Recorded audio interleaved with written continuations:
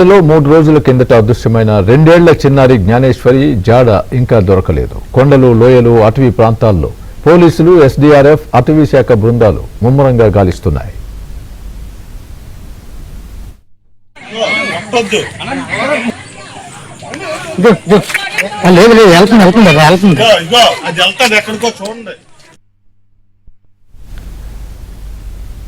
Drone కెమెరాలు, dog squads తో గాలింపు చర్యలు చేపట్టారు. కొండ మార్గంలో చిన్నారి వెళ్తున్నట్లుగా సీసీటీవీ ఫుటేజ్ లో కొన్ని దృశ్యాలు కనిపిస్తున్నాయి.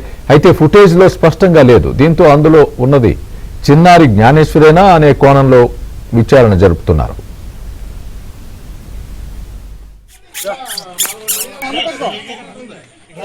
లేదా వాసన చూస్తుంది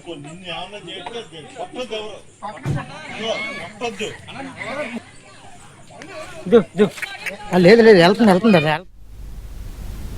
ఇదే అంశానికి సంబంధించి పూర్తి అప్డేట్ మా ప్రతినిధి అప్పారావు చెప్తారు. అప్పారావు.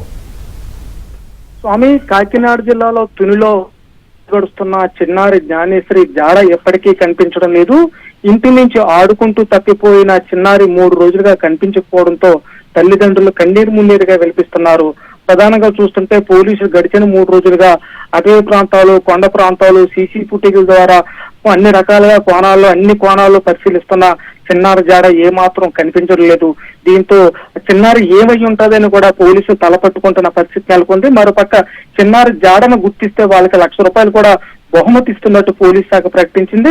అయినప్పటికీ ఇప్పటికీ చిన్నారికి సంబంధించి జాడ ఏమాత్రం కనిపించట్లేదు. అయితే తాజాగా పోలీసులు కొన్ని సీసీటీవీ ఫుటేజీలు గుర్తించారు. అందులో భాగంగా 3 రోజుల కిందట చిన్నారి ఆడుకుంటూ అడవి మార్గంలో వెళ్లిపోతున్న క్రమంలో సీసీ ఫుటేజ్ గుర్తించారు. చిన్నారి వెనక ఇంట్లో పెంచుకున్న పెంపుడు కుక్క కూడా ఉంది.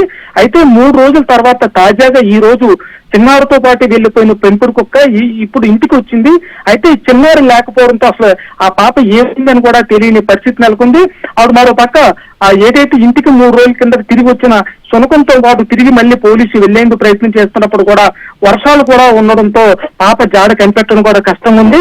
మరో పక్క ఏదైతే చిన్నారి వెళ్లిన మార్గం గుండా డాగ్ స్క్వాడ్స్ కు వెళ్లేందుకు ప్రయత్నం చేస్తున్నప్పుడు కూడా గడిచిన 3 రోజులుగా వర్షాలు కురుస్తుండటంతో పాదముద్రలు కూడా ఏవీ కనిపించకపోవడంతో డాగ్ స్క్వాడ్ కూడా చిన్నారి జాడని కనిపెట్టడం కష్టంగా మారింది. అయితే ప్రస్తుతం డ్రోన్ల ద్వారా కూడా వెతికినప్పుడు కూడా అటవీ ప్రాంతంలోని కొండ ప్రాంతాలు కూడా చిన్నారి జాడ ఎక్కడికి కనిపించలేదు. అయితే తాజాగా ఇప్పుడు పాపతో వెళ్లిన శునకం రావడంతో అసలు పాప ఏమయ్యింటుంది అనేది కూడా అర్థం కాని పరిస్థితి నెలకొంది. మరోపక్క చిన్నారి ఇంటి నుంచి తప్పిపోయిన సమయంలో భారీగా ఈదురుగాలు, వర్షాలు కూడా పడిన సమయంలో చిన్నారి ఏమై ఉంటుందని కూడా ఎవరికి అంతు చిక్కని పరిస్థితి నెలకొంది. ఇంతకాలం పాపను ఎవరైనా కిడ్నాప్ చేశారన్న కోణంలో ఆ పోలీసులు అనుమానించారు. అయితే తాజాగా పాపతో వెళ్లిన కుక్క వెనక్కి రావడంతో చిన్నారి అసలు ఏమైంది ఏంటనేది కూడా చివరికి ఏమాత్రం కూడా అంతుపట్టిన పరిస్థితి నెలకొంది. ప్రస్తుతం అయితే పోలీసులు చిన్నారి కోసం గాలింపులు కొనసాగిస్తున్నారు. Swami, right, thanks for the update Apparao.